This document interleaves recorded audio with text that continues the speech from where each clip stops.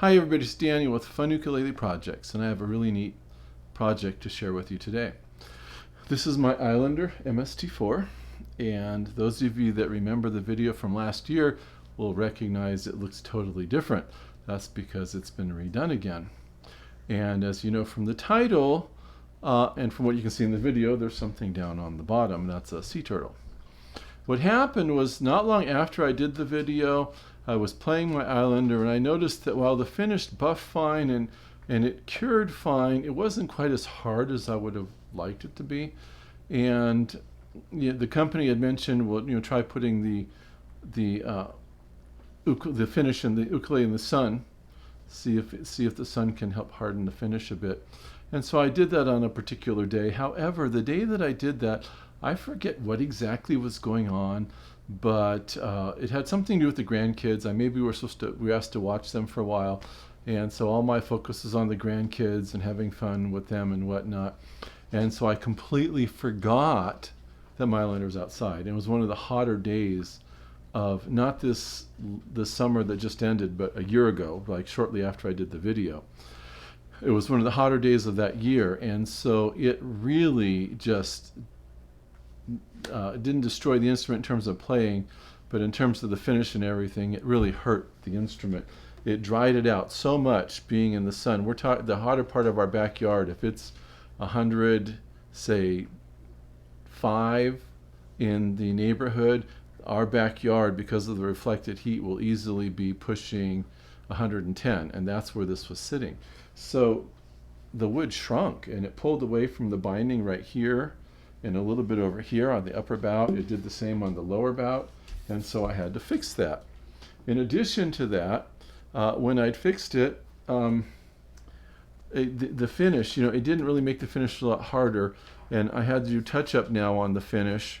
And when I went to rebuff it, it didn't ever quite look right. However, since we were in lockdown and everything, I just kept playing it the way it was. It sounds beautiful, and so I was just living with it like that. However, as we were getting closer to some lockdown restrictions being lifted this year, I decided, I'd like to really make it look nice again.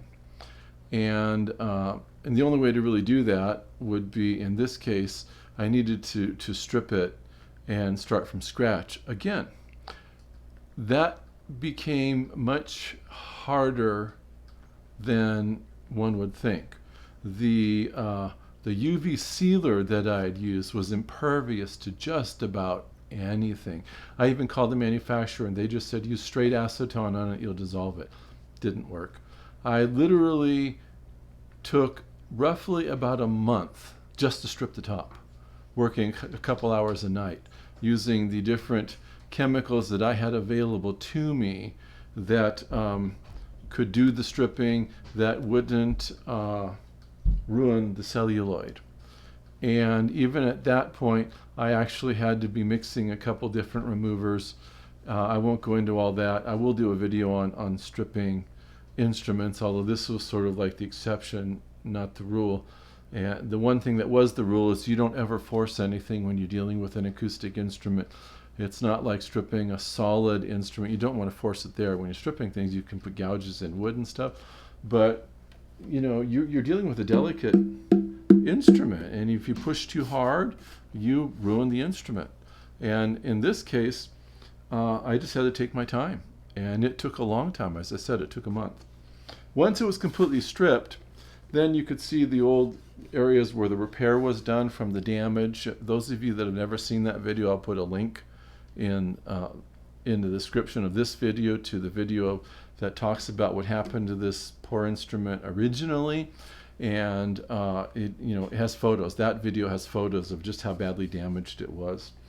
But you could see the marks from it down here still, that when I did the other finish, I hand grained out. But I was mentioning to my wife, I said, I'd like to make that disappear, permanently. Pumpkin, go on, go to your bed. I'm doing this video during the daytime. My wife and I are going to a friend's tonight, and so I'm trying to during the day, and our dog's trying to come in here to get petted. Now, my wife just mentioned, well, why don't you inlay a sea turtle onto it? And I thought, that's a great idea. I mentioned I'd do an inlay, and I wasn't sure what, and Donna came up with the idea of a sea turtle, and I liked that idea. And then what I had to do is I had to search for a pattern that I liked, and I was looking at free clip art online, and I went through probably hundreds of different photos and drawings and whatnot until I found this particular design, and I'll show a photo of what it was originally, because it was actually quite large. And with inlay, that's actually good, because then you can shrink the pattern and all the lines shrink and everything else. This is a very complicated pattern because there are actually 39 pieces that make up the sea turtle. Now, I had other issues that had to be taken into account when doing this inlay. As you all know, this had already been repaired before, and it had been heavily damaged. And so there was a good amount of sanding that originally went into this area to get it level properly again. And I knew that certain parts of this wouldn't be very thick. And the reason I mention that is oftentimes inlay material could be like, say, 1.5 millimeters, about 1/16 of an inch, roughly in that range. And I knew I probably didn't have that thickness, that if I were to route that deep here, that I might just end up with a big hole and nothing to glue stuff to. And so what I had decided, knowing how thick the soundboard was to start, that I really couldn't go any deeper than a 32nd of an inch for the inlay. And so then that took some effort to find an abalone shell, because I wanted to use abalone to match the rosette. That was no more than a 32nd of an inch thick. And I can get sheets, like inlay sheets that are like super thin, but then I would have to put them on a backing. That was just an extra step I didn't want to do for this particular project because of how small each piece was going to be. I wanted to get something that was already, pre-backed. And so I did find a product sold by Woodcraft Woodworker Supply, and it was exactly a 32nd of an inch. And they have different materials, but the one I chose was the abalone, and that worked out really well. Now I had to be extremely careful because when I set the router, I needed to be sure I was exactly right at the right height. And when I did the first route of the area for the sea turtle, it actually ended up being a couple tenths, probably 2 to 2.5 tenths of a millimeter too shallow. Now it doesn't sound like a lot, and in inches, for people that think in inches, that we're talking 7 or 8 thousandths to 100th of an inch. That's how much that the hole was too shallow. But this 32nd of an inch material is mostly backing. And so, you're dealing with in probably the thousandths or maybe 100th or so of an inch of actual abalone material. And so I couldn't just scrape it down. All I would end up with backing. This would be probably a gray spot or something. It wouldn't be abalone. And so I had to then, readjust the router so that I was cutting just a little bit deeper. And this time when I was done, I was 7/100ths of an inch deeper than I needed to be. And so what I had to do, not 7/100ths of an inch, 7/100ths of a millimeter too deep. And so what I had to do was very carefully, level and flat sand the entire soundboard to drop it that 7/100ths of a millimeter. I know 7/100ths because we're dealing with 0.64 millimeters for the backing for the backing material and the abalone for the thickness of the material, and I was at 0.71 millimeters for the depth of the route. So I had to carefully sand, and I did that by using a high quality, high quality orbital sander with a very flat and very firm backing pad to the sanding surface. So I was using like a little thickness sander. And then literally what I had to do was very carefully sand evenly the whole top, then use my vernier caliper and measure, check the depth, sand some more, measure, check the depth all the way around it, sand some more. And I couldn't just sand in the one spot. The entire top had to go down the same amount, or it would have looked funny when it was finished. And when I got it so that it was the same 0.64 millimeters as the backing material, then I could glue the material in. Now in terms of the sea turtle, making the sea turtle itself, as I mentioned, that was 39 pieces that had to be hand cut. I had to keep track of all those pieces, and I had to keep track of them in the proper orientation, because with abalone like this, if they were just all in a pile, I would have never got them back properly. And so what I had was this little box years ago when I was leading our church youth group, one of the youths gave me this little box. I guess he had made in a craft somewhere. And I've always just held on to it. I thought that could come up useful for something someday. And then this project came up, and I was thinking, I really need to find a way to protect all these pieces and create a surface where I can put them down in the proper orientation and not have them move. And then all of a sudden it dawned on me, oh, that little box. And I have a photo of the box. You'll see it. And what I did was, as I was cutting each individual piece, I had like a photocopy of the pattern to the right of the box. The box was open. I had made a special inset to go into the box out of 3/4 inch pine, and the paper that had been glued, with spray adhesive on one side to tack for the pattern for cutting out the shape of the box. I left that paper on the pine, and then I sprayed the 3M spray adhesive over that just to create a tacky surface. So then as I cut each individual piece out, I would pick it up with tweezers. I put it in exactly the right orientation in the box in relation to the drawing that was sitting right next to it. And I did this 39 times. And then when that was all done, then I brought it inside. Then I did that first, and I did the routing. And then came the very slow process of removing the pattern off the top of each individual piece of abalone. And the backing material actually had a little tacking, like adhesive to it to help it stay in place until it's glued, which was really, really handy in a project like this. But that means I had to remove that, and we're talking pieces that are tiny, tiny.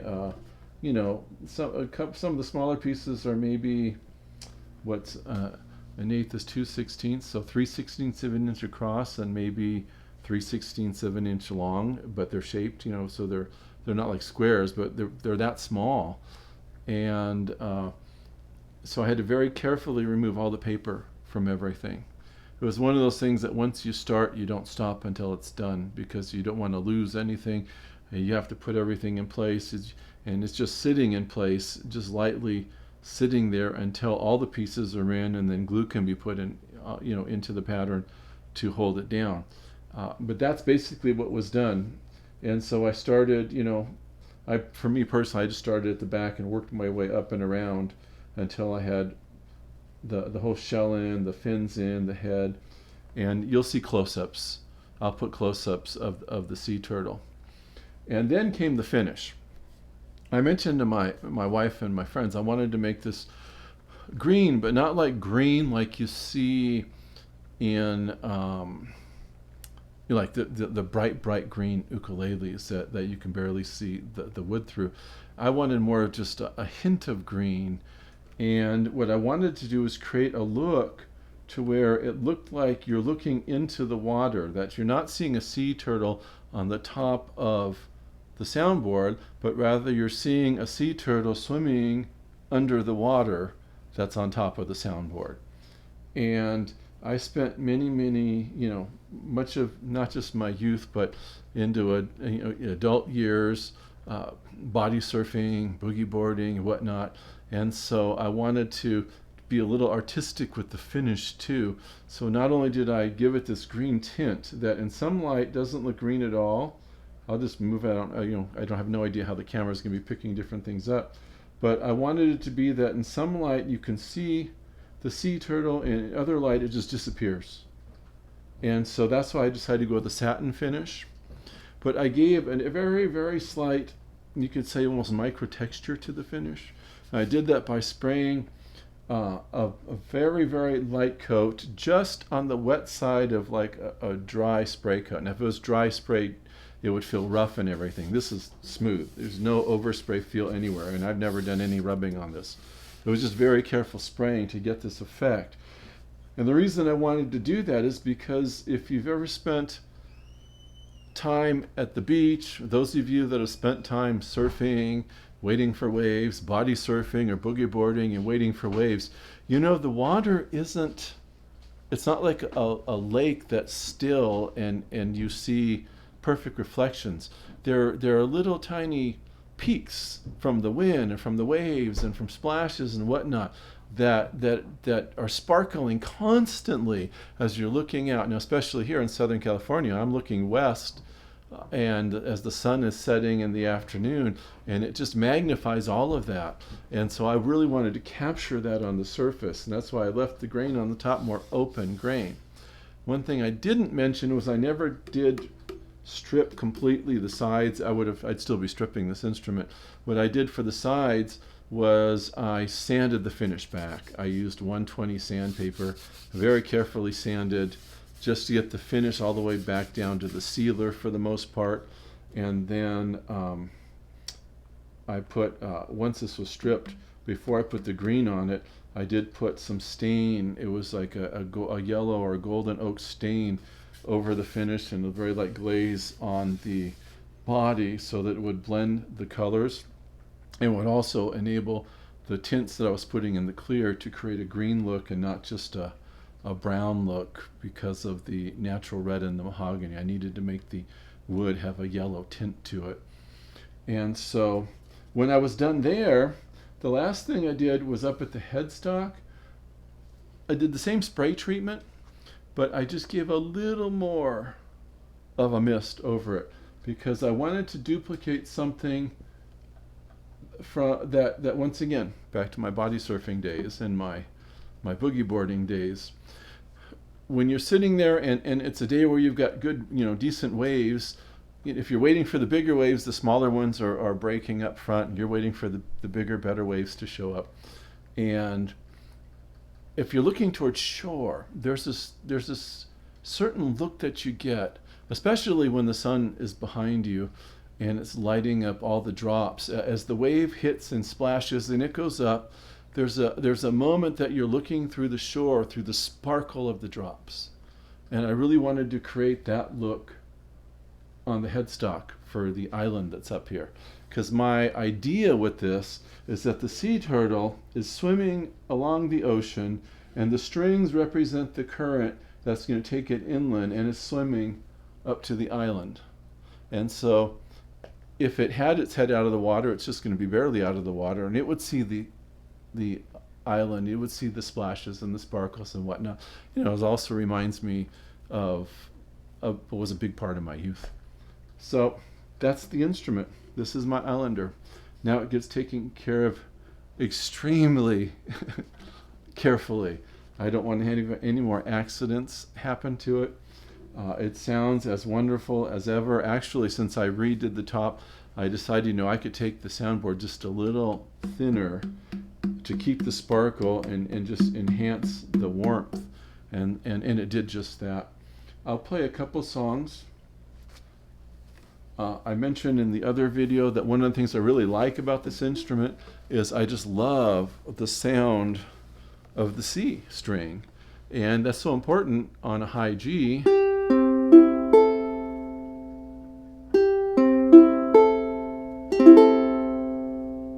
The C doesn't overpower, but it just goes and goes and goes.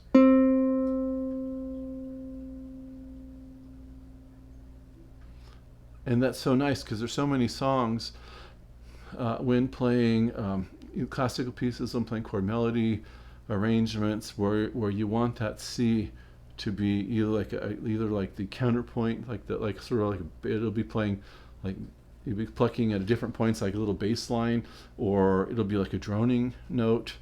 And it's really important that it doesn't overpower, that it does sustain, and that it really sounds beautiful. And so I'll just play a couple songs. One of them is very simple, and both of these come from Ukulele Way. And the first one's, I think, in the second book. It's called Acadian Lullaby. And it's just a very, very simple, just a really fun song to play.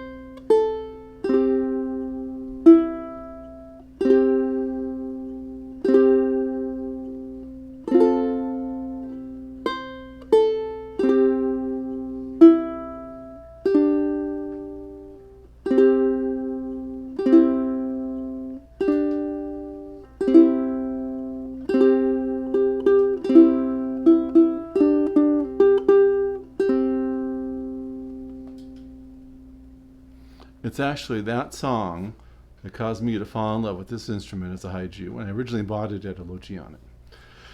And then I played it low G. I got my Romero Creations Spaltimango Grand Tenor. That became my low G instrument. I was playing them both low G, then I thought, well, I'll put this to high G. And then I was doing this as my high G practice, and the other one was my low G practice. And then when I played Acadian Lullaby, I mentioned to my wife, I have to memorize this song. And so I did, and the more I played it, the more I just fell in love with what this instrument sounds like as a high G instrument. And this is my primary, high G instrument. So I'll do another song. And if you see a little, glitch, that's because I had to edit out a mistake. But this one, in the original video when I did the Islander, the original video I did about the Islander, when I made it high gloss, I'd mentioned a song that I was learning that you pluck the C twice, and you really want the C to still be making sound as you play numerous other notes and get back to the C again. Well, that song you've heard me play a few times now. I really like it. It's called Long Ago. Once again, it's an Ukulele Way. It's James Hill's It's James Hill's #2 arrangement for Long Ago. And I think it was, I don't remember what book it was in now. I don't know if it was book 3, book 4 of Ukulele Way. But there were 3 different arrangements. And the third one was the most complicated. But I really like the second one, so that's the one that I memorized. And it goes like this.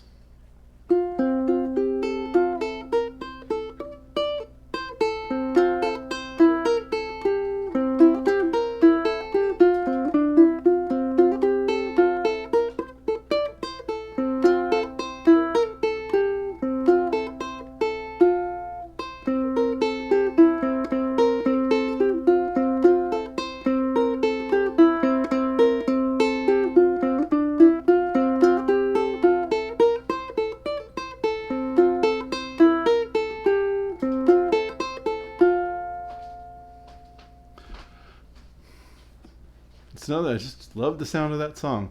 I love playing it. If I'm feeling down, I play that. It makes me feel happy. I just really, really like, once again, Long Ago. And I love the way this instrument sounds when I play it. I'll play one more song. You hear me play it all the time.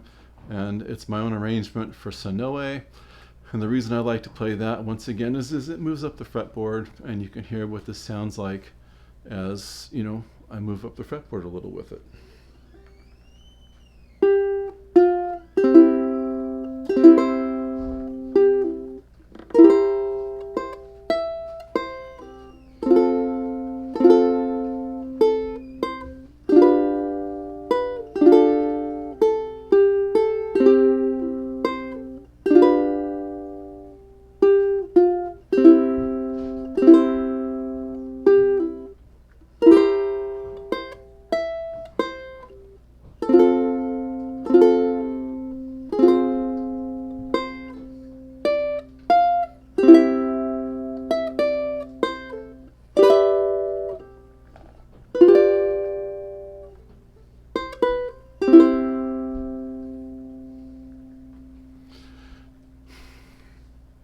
I really enjoy this instrument.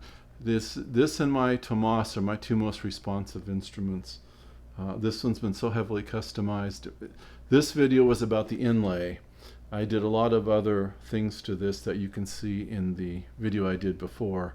You know, the reprofiling of the neck and other things I did to it to take what was already a really good sounding instrument and make it a really great playing and even better sounding instrument.